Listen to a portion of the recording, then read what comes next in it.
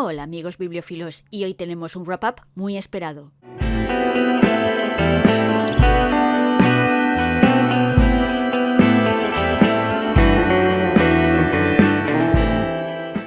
Sí, ya está aquí el resumen de las lecturas de diciembre, los 5 libros que conforman el Especial Diciembre 2019, que son los libros que elegisteis vosotros, en un ejercicio de democracia nunca visto hasta la fecha en el planeta Tierra.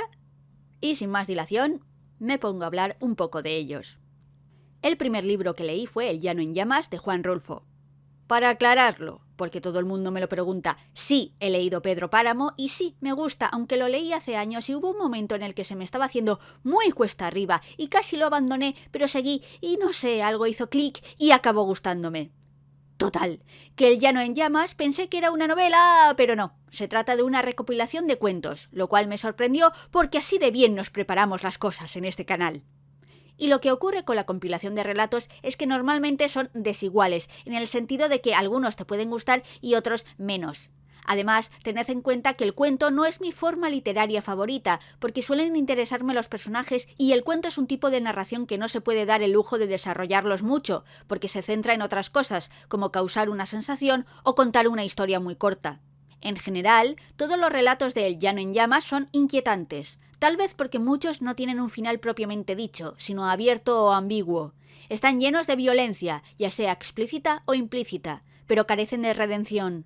La gente hace cosas horribles o se ve obligada a hacerlas o es testigo de las mismas y puede que pague o no por lo hecho, pero no hay realmente perdón, no hay momento de redención.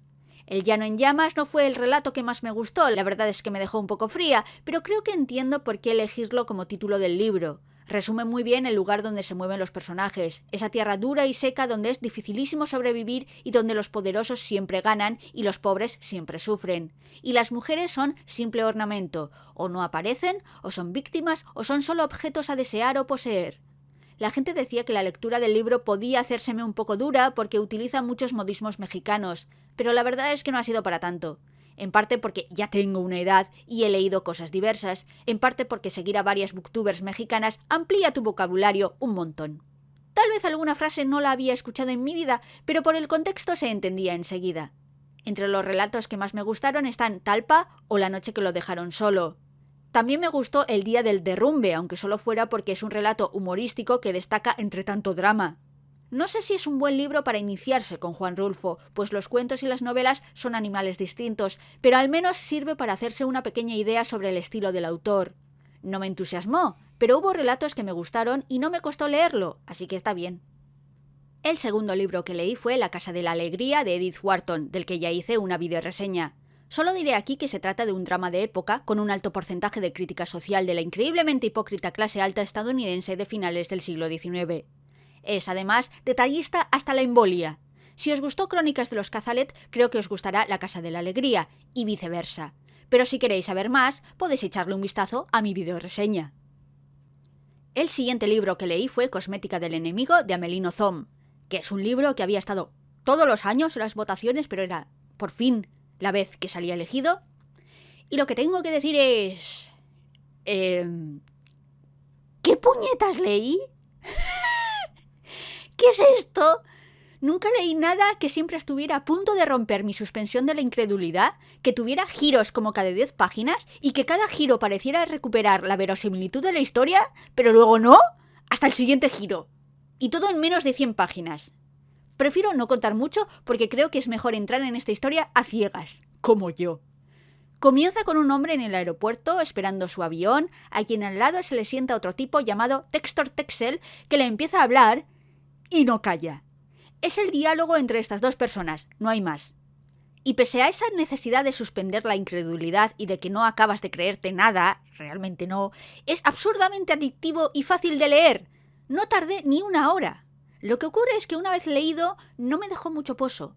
Cuando lo recuerdo también la locura que es, pero luego se me olvida. No es una de esas lecturas que me vayan a marcar para siempre ni nada de eso. Pero es una lectura entretenidísima y admito que conseguirlo con tan pocos mimbres en tan pocas páginas es una labor increíble. Pero en serio, ¿qué puñetas es este libro? El siguiente libro que leí fue La muerte en Venecia de Thomas Mann, un clásico y el primer libro de Mann que leo. Nos cuenta la historia de este escritor ya en el otoño de su vida, a quien de repente le vienen las ganas de viajar y se va a Italia, terminando en Venecia, donde se encapricha con un adolescente extranjero también de vacaciones allí con su familia. Y la historia es muy lenta, con estas reflexiones que hace el escritor y los temas que toca la novela son interesantes, pero ¿era necesario que fuera tan tediosa? No es un problema de la traducción, porque a veces sí que según qué traducciones pueden hacer que un texto en origen ya denso se convierta en pesado en exceso. La traducción no me ha obstaculizado la lectura, y no es que no entienda la novela y no comprenda lo que me quiere contar Thomas Mann, lo entiendo perfectamente, pero la novela me resultó aburrida. La única razón por la que seguí leyendo es para saber quién se moría, si el escritor o el chaval. Sí, soy así de morbosa. En cierta medida se parece a Lolita, no solo por la fijación y la obsesión por un menor, sino porque el narrador indirecto de Muerte en Venecia también te deja claro que el protagonista se miente a sí mismo. Son cosas sutiles, como que tras varios días la familia acompaña al chaval a los lugares y miran con recelo al protagonista y él se pregunta por qué, si no ha hecho nada malo o sospechoso. Ña, salvo seguir a un crío por toda la ciudad, fijo que con un aspecto todo creepy, chaval.